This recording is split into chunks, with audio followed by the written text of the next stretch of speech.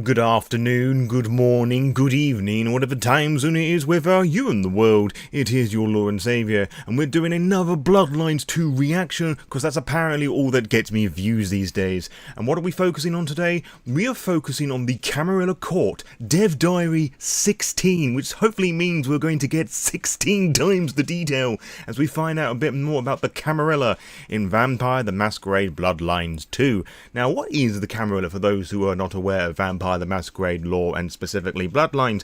The Camarilla is essentially, in the most common and simplest of parlance, is the vampire government. The vast majority of vampires within the world of darkness adhere to the rules of the Camarilla. The ideas of the traditions, the titular masquerade are all Camarilla inventions, although the idea of blending in with the human cattle was just once upon a time just common fucking sense. The idea of like upholding a semblance of humanity in the presence of the kind, the mortals, is all Camarilla invention. And for the longest time the Anarchs were part of the Camarilla, but we're getting ahead of ourselves here. We're just going to be focusing on the Camarilla Court. So let's read what they've put up here today. The team at the Chinese room has been hard at work, and we're excited to show you the cast of our Camarilla kindred this week. Seattle has been dominated by the Camarilla for a century. It is an organization of vampires that has fingers in many aspects of mortal society to keep power. The Camarilla Court is under the leadership of a prince who dictates the laws maintaining the masquerade. Yeah, it's all prince here, no kings or queens, it's just prince. There's some domains where the titles change depending on the individual, but it's prince pretty much throughout. Under the prince, there are several official positions, such as the primogen, who represent major clans, and a sheriff to enforce the Camarilla law. And of course in Bloodlines 2 we know that Fire is going to be the sheriff, so we're going to be playing the sheriff and smacketh down the law. Each has a place in the nightly affairs of Seattle. Exploring the city will introduce you to these kindred, and you'll have the opportunity to talk with them and learn about them in their preferred surroundings. Fire's relationship with each clan can develop as you spend more time with them, and we talked about that the last time we did one of these bloodline discussions, where supposedly the Chinese room have got this very intricate like dialogue system in place, and we saw that whip code, which was not as exciting as actual gameplay footage to emphasize all of this, but you know, we've got to take what we can get, unfortunately. But the way that that's worded, I can't help but feel there's going to be some fucking romance stuff in this, and I really hope that's not the case, because I'm fucking fed up of romances being in relationships. Like, you can't get like a true ending with a particular person unless you just smack them to kingdom come, emphasis on the come. Sorry. Anyway, depending on how you play the games of vampire politics with them, they may grow to adore or abhor you. It's just that word, adore.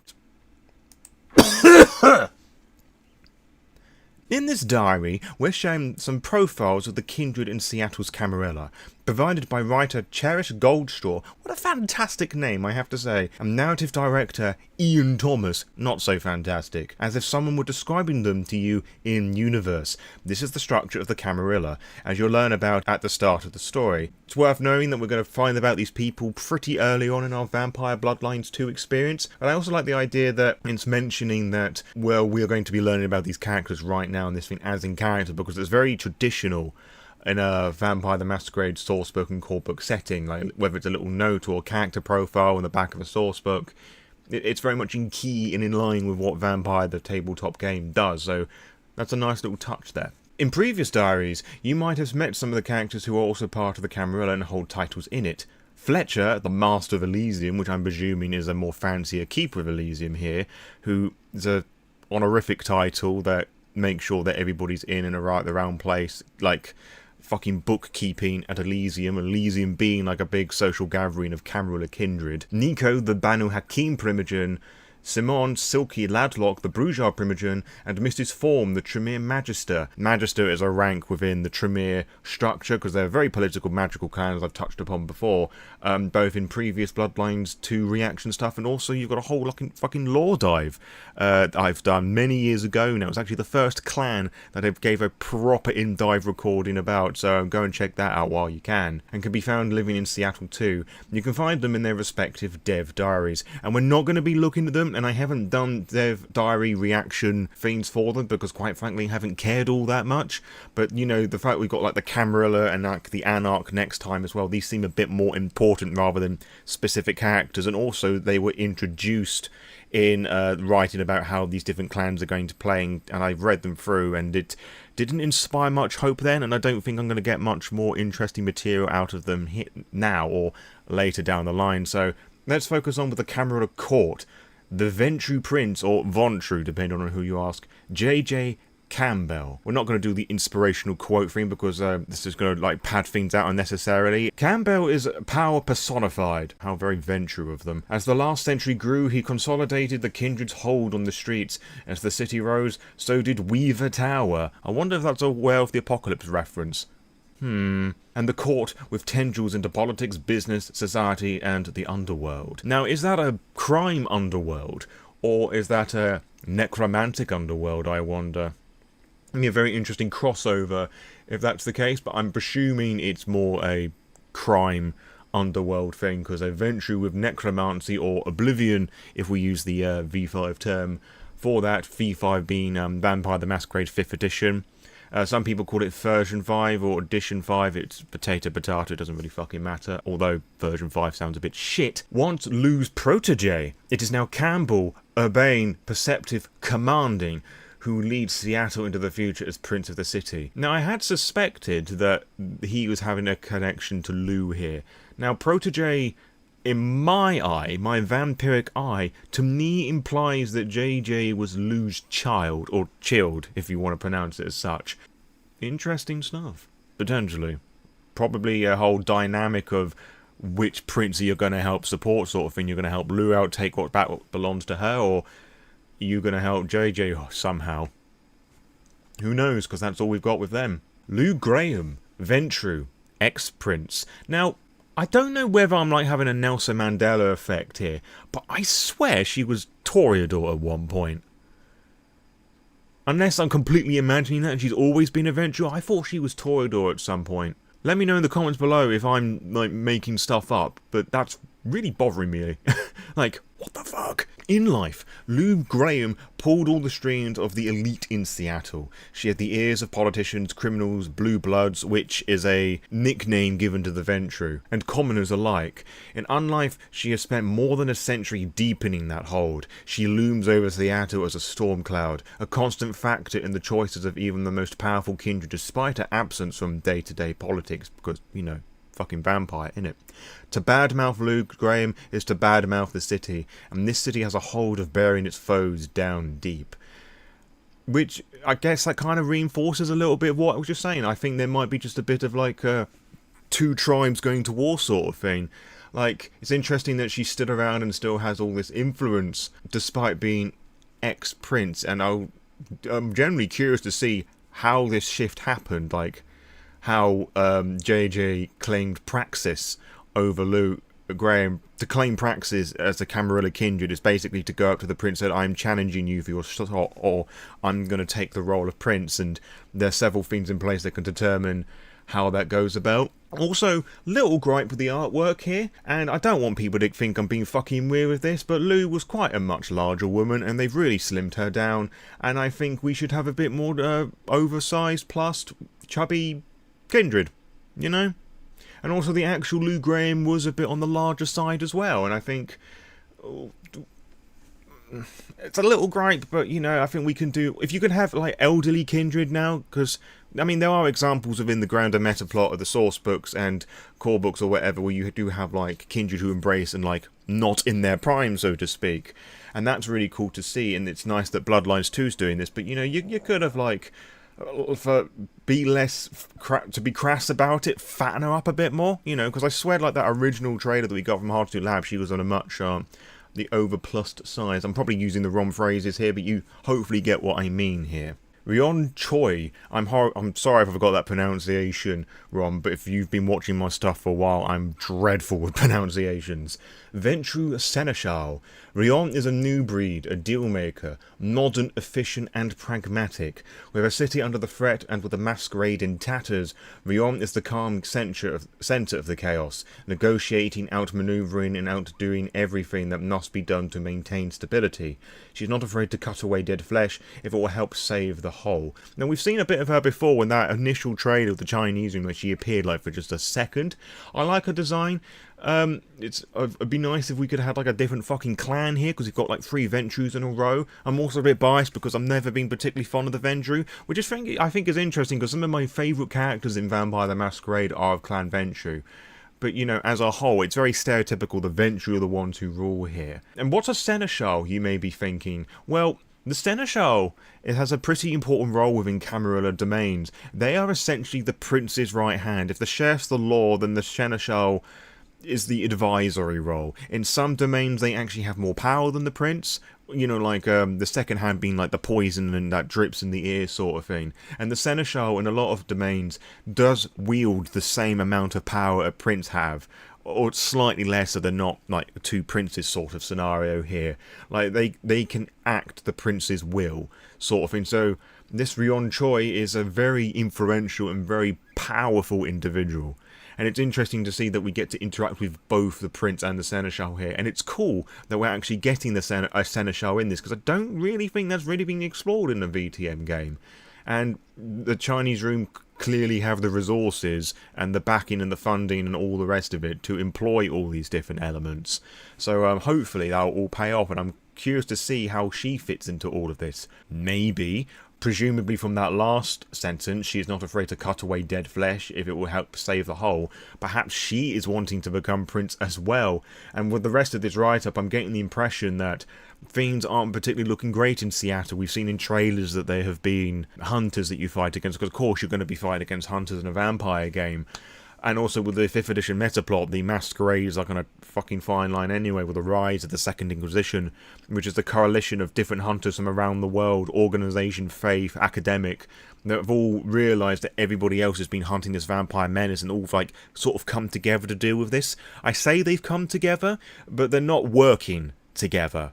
I did a whole lore dive on the Second Inquisition, which you can also check out in a card that's going to appear on screen. Nosferatu Herald, Michael Tolliver. I have one slight criticism with the character design here, and it's more of a 5th edition theme more than specifically Bloodlines 2. Vampire the Masquerade 5th edition introduced, well, actually the tail end of V20, the 20th anniversary edition, introduced a concept known as the Withering, which is basically the power of the more elderly vampires and those who have been embraced are not so potent, and we're talking like a supernatural blood sort of thing. And the way that this is resonated in the Nosferatu, that they don't look as fugly, which on the one hand you could argue is a very good thing because it doesn't make them look so horrific and monstrous, although Michael here's clearly got like a whole hunchback thing going on, and a lot of horror does stem from ableism, the whole vampire mythos as well. There's so many different studies and resources that you can go and read and watch about this.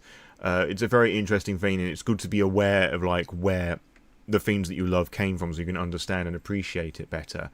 But that being said, one of the key components of the Nosferatu is the fact that they are fugly. It's part of their lore and their history that Ambzimiliard, the antediluvian for the Nosferatu, was vain, and he was cursed to be a monster because of his arrogance. There's more to it than that, but I did a Nosferatu guide and you know what I'm going to say, so check out that card where it's going to appear.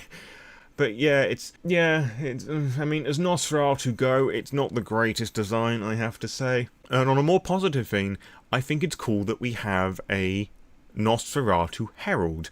Now, before I get into that, let's actually read what he gets up to. Most Nosferatu will hide themselves away from the world, but Tolly knows how little attention today's mortals really pay to anything. There's a real fucking comment and a half, really. The gregarious and gleeful intelligencer will be found where he's least expected, always spinning webs for the court, nudging this, gathering comprising information on that. Tolly knows where the bodies are buried, and has probably dug them up, critiqued their dress sense, and had a lot and very pointed conversation with them about their stupid indiscretions.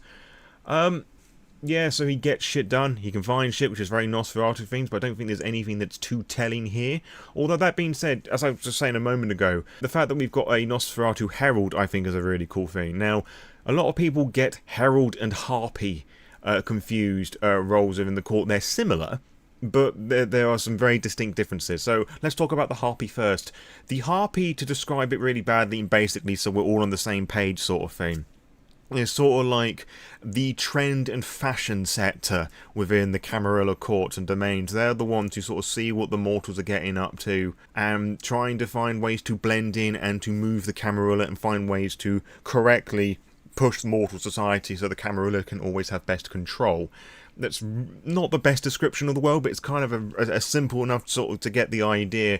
Like, if you want to find out what's happening in the city and in the domain, whatever, you go and find the Harpy and they spread all the gossip and whatever. Now, the Herald is similar to this in that they have information about the court or whatever, but if you think about, like, an actual herald from stories and whatnot, the Herald are the ones who, like, deliver the news and give out the, like, any decisions that the prince has made. They're the ones who, like, give out that sort of particular information. So, really, it seems like Tolly here has a bit more of an influential role there. He's not so much passing judgment, he's just the mouthpiece of the Prince and the Seneschal, announcing all these different bits of news and pieces at Elysium. And it'll be interesting to see just how he plays into things a bit more, like how the Camarilla Court is going to affect the gameplay here. Benny Muldoon, Bruges Sheriff. I thought we were Sheriff. So, there are two ways I can interpret this. Does this game have two sheriffs? I sure hope not, because that's going to create some very odd dynamics.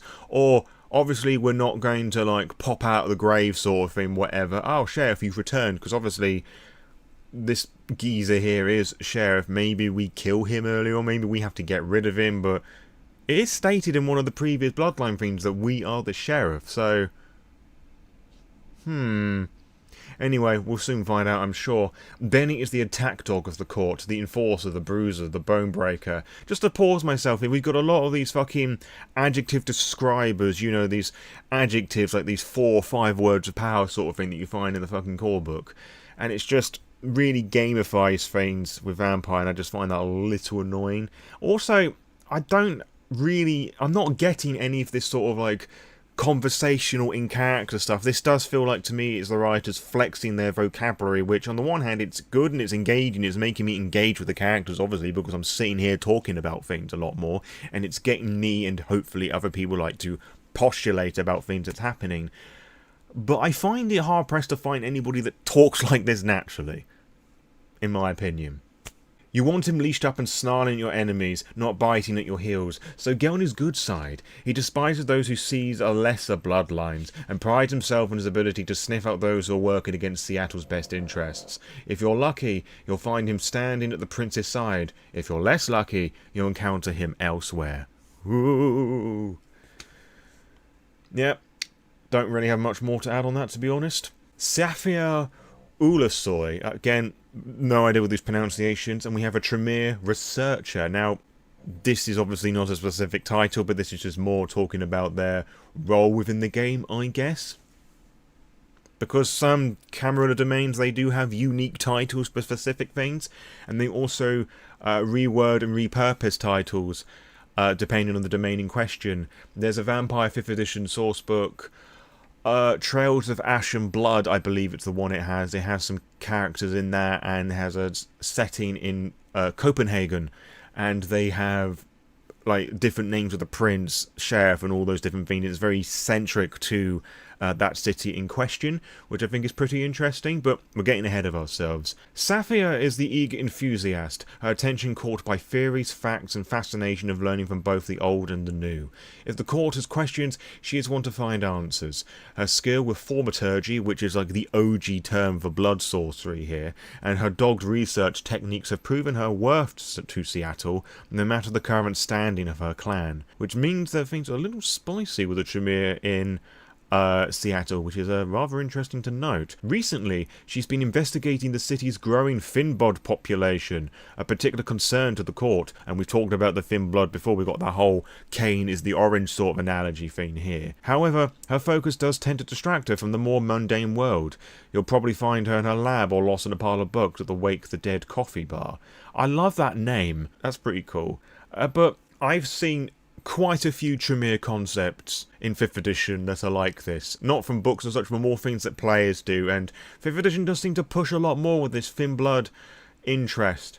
And from this, we know the thin bloods are going to be a component to 5th edition. I think we've got the whole fucking thin blood thing going on in Fire's head as well.